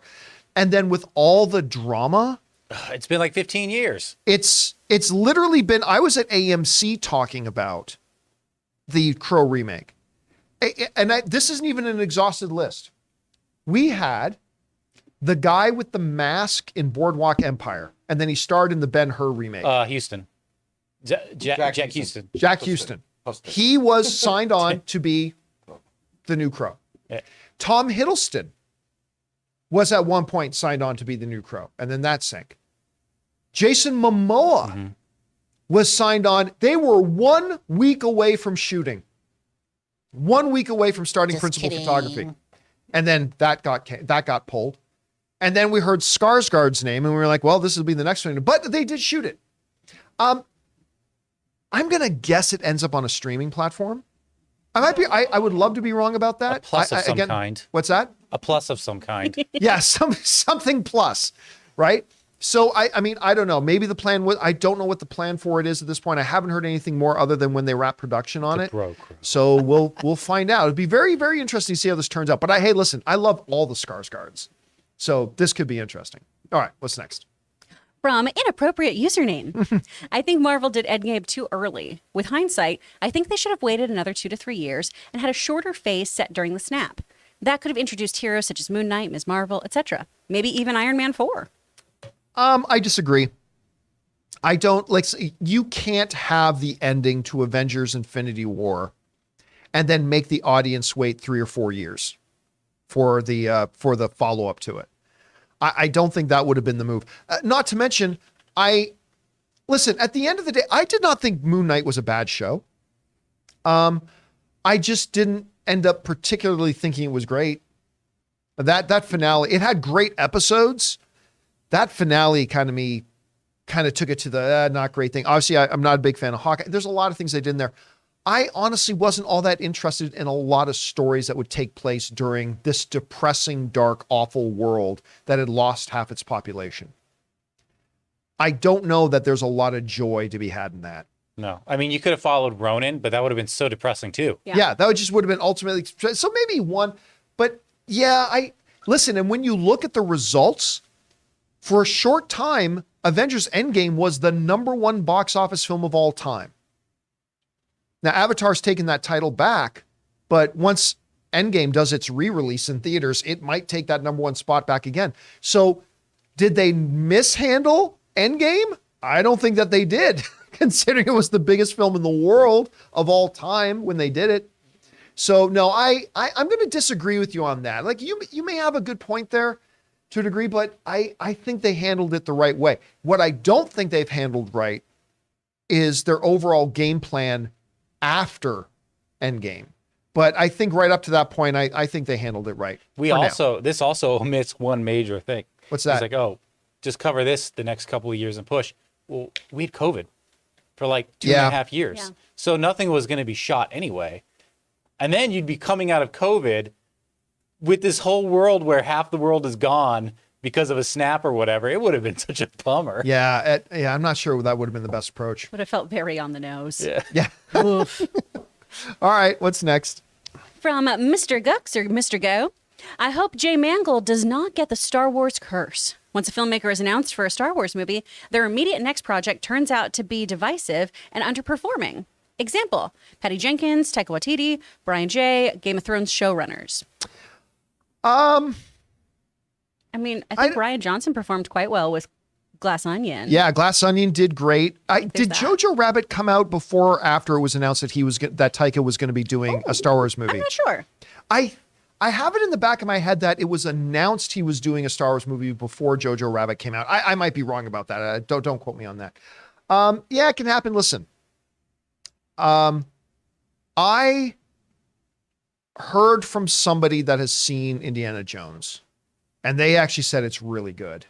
And I'm not surprised because it's James Mangold. James Mangold is a top 5 best director working today.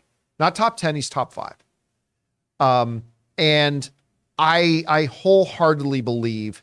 Now you could say, yeah, but John, Kingdom of the Crystal Skull had Steven Spielberg directing it, greatest of all time. Yeah, and I hate to say it, but George Lucas kind of dragged that movie down. I remember at the time, Steven Spielberg and Harrison Ford and the then screenwriter is the same screenwriter of Shawshank, the guy who directed Shawshank Redemption.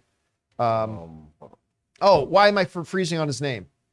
Anyway, it's somebody see if you can look that up. But Steven Spielberg and the person who was writing the script for Kingdom of the Crystal Skull, it landed on something that Spielberg really liked, but George Lucas vetoed it. And Frank Darabont? Darabont, thank you. Mm-hmm. And George Lucas vetoed it and wanted to go with the story of Kingdom of the Crystal Skull. So Steven Spielberg had that working against him. James Mangold does not.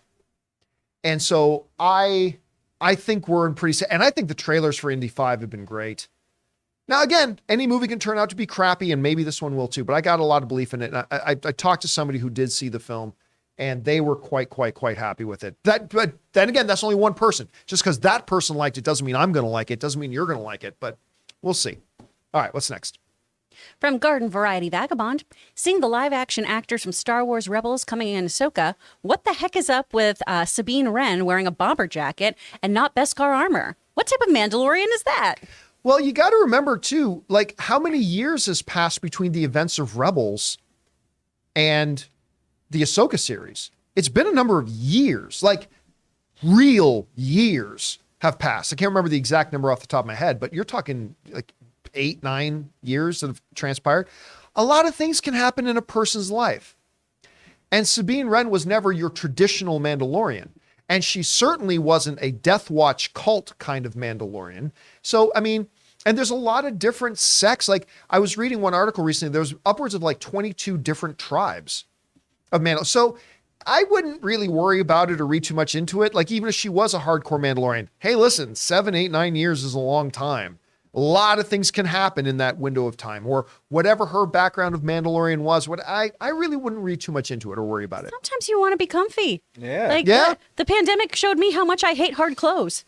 I don't want to wear jeans. What are hard clothes? Jeans, like jeans things, are hard things with like clothes. structure and stuff. I want to wear things that have elastic bands and like hoods and make me feel like I'm swaddled like a baby. That bomber jacket also could mean she's a part of the Vespa gang. Oh, that's right. Look at the bright side. Let's make it happen. Finally get to see the Vespa gang Yeah. return. The Vespa gang, blood in, blood out. All right, what's next? A lot of Beskar under that bridge. From Jacob Hirsch. If you haven't checked out Amazon Prime's Jury Duty yet, you have to. It's a fake reality TV show about a court case.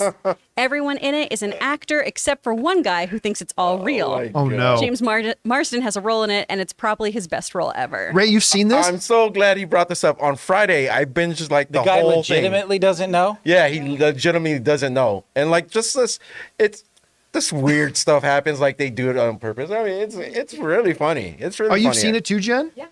And this is good? Yeah. I loved it. I think there's still 2 more episodes in this season.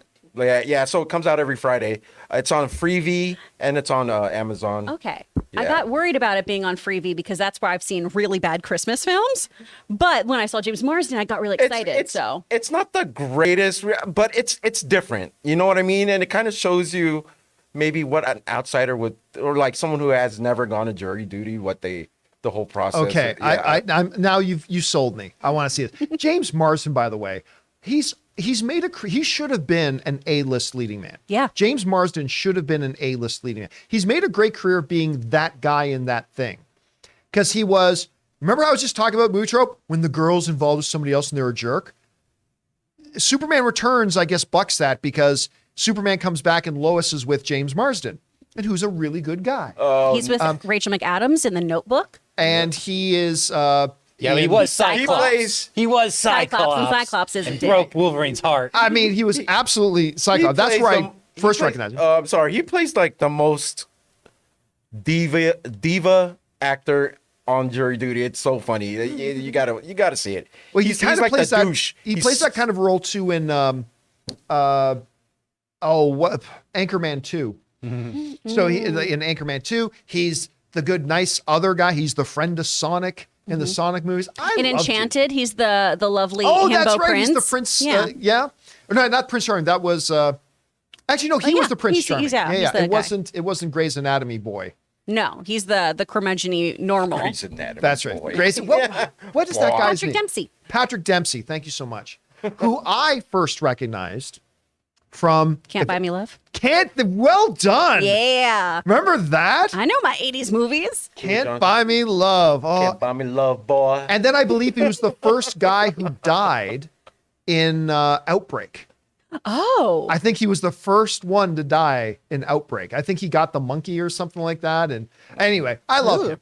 Sorry, we got way off topic there. What's next? John Marsden talk. From Tack. I agree most Harry Potter fans aren't excited at a complete reboot. 1 through 4 are perfect as is. It's solely that the David Yates films, books 5 through 7, that I know people are excited for. If done properly, those will be nearly entirely new products. Think, those are acronyms. Zack Snyder Justice League Thank you. versus Josh Whedon Justice Justice League. League. I didn't like either of those. You know what's funny? Here's what's funny. I've actually had a number of people write me this weekend who are big Harry Potter book fans that are actually quite excited about this news. Listen, I am not a Potterhead, right? So when I know how beloved this franchise is, and my first thought about rebooting it as a series starting from book 1 is I don't think Harry Potter fans are going to have it. They only think, I mean, maybe we're a little limited this way. We only think of Daniel Radcliffe and Daniel Radcliffe alone is Harry Potter. And Rupert Grint is Ron, and only Rupert is Ron, and only Emma is Hermione. But I kind of started hearing from a bunch of people who says, I'm a diehard book fan. I've been reading the books since I was whatever age, blah, blah, blah. I love them. And I think this is great. I was like, okay. I always just viewed them very apples and oranges. You know, book adaptations are very tricky, and I feel like the films delivered what the films wanted to. But if you're excited about it, that's great. All right. I hope you like it. I hope that they executed well. All right, what's next? From Mookie Cahoots. Hey, John, if Disney replaces Jonathan Majors, will they choose another talented black actor? Will there be backlash if they don't? Could Marvel just erase the future of Kang as a safety precaution, or are they too invested in Kang at this point?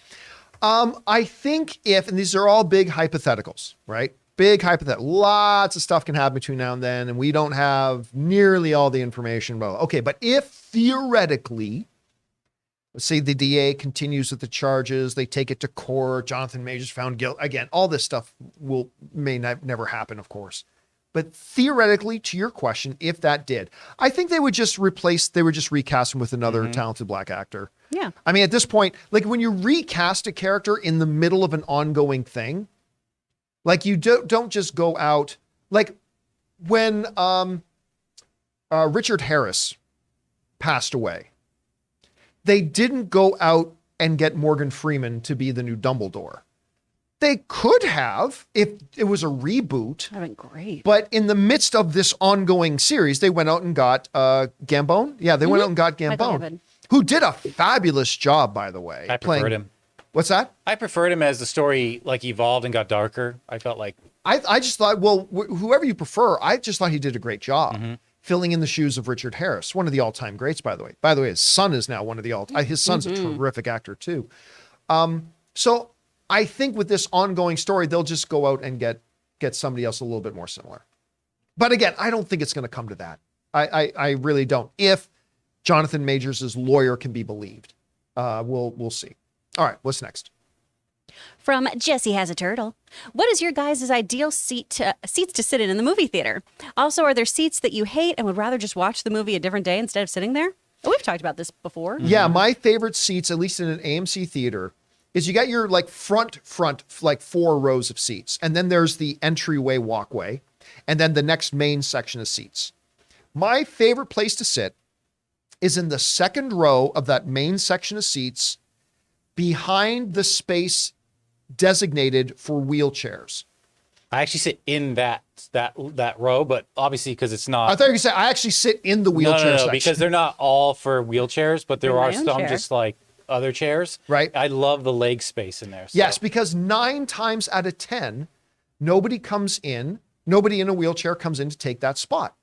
And so with it just being empty, it becomes a place that I can sit and stretch my legs out through the bars and really relax. And it's great. And that's my favorite place to sit. My favorite place to sit is the one where John pays for the ticket.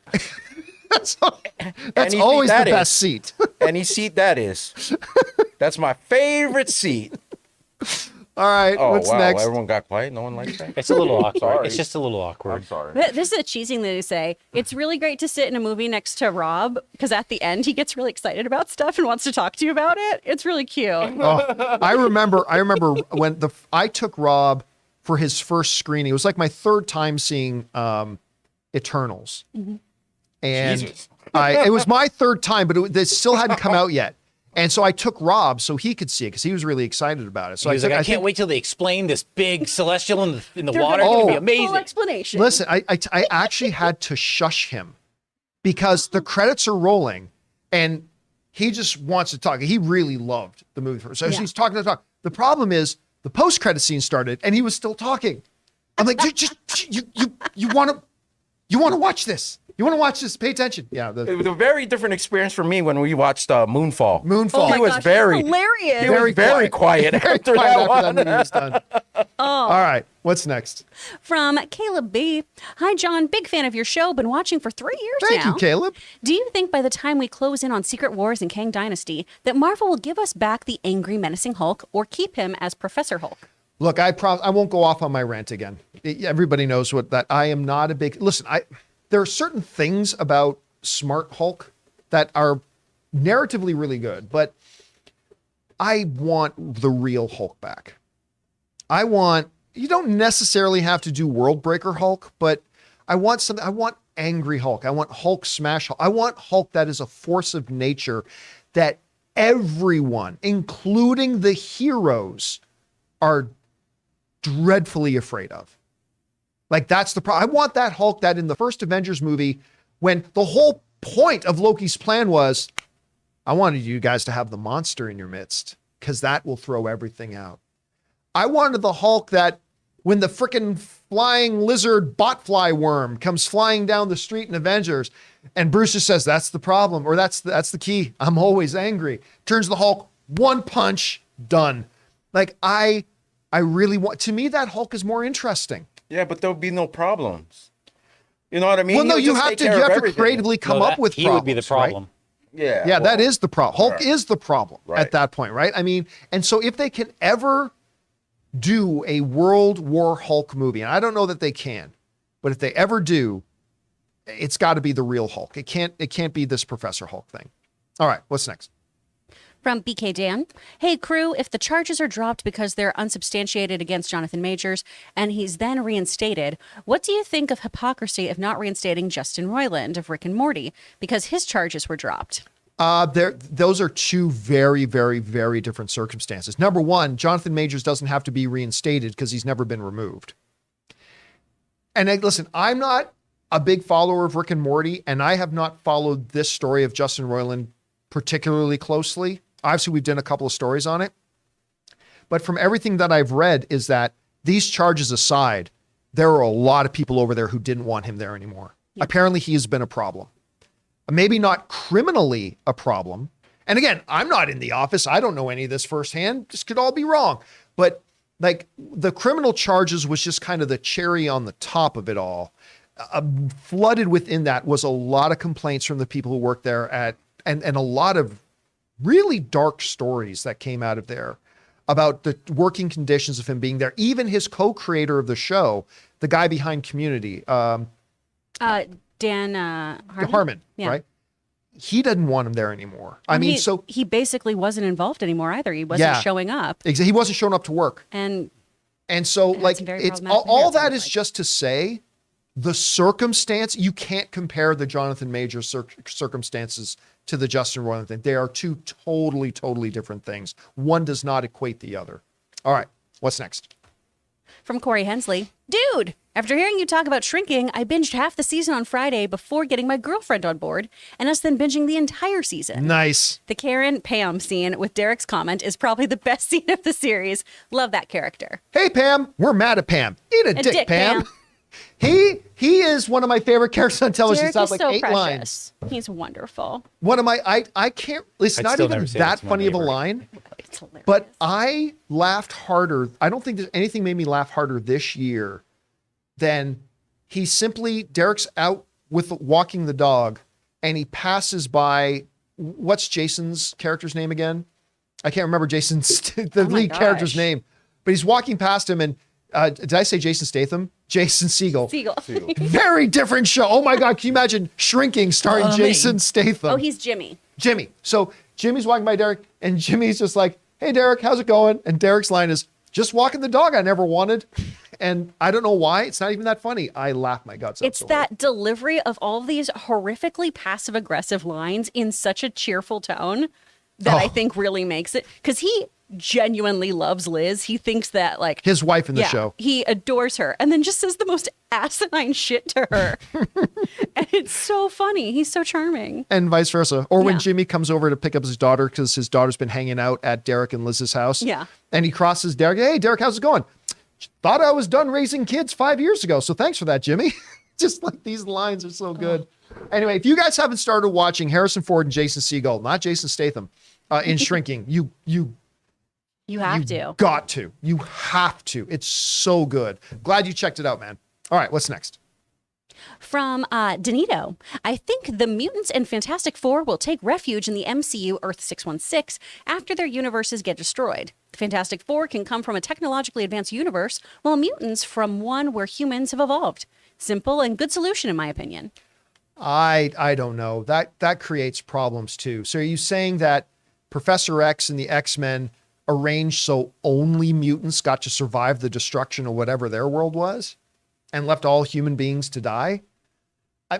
Look, the reality here is, and I've said this a long time, nothing annoys me more than when somebody comes to me with a problem, but they have no alternative, right? I don't like the way this does. Okay, well, what should we do instead? Well, I don't know. Well, okay. And I'm that guy right now.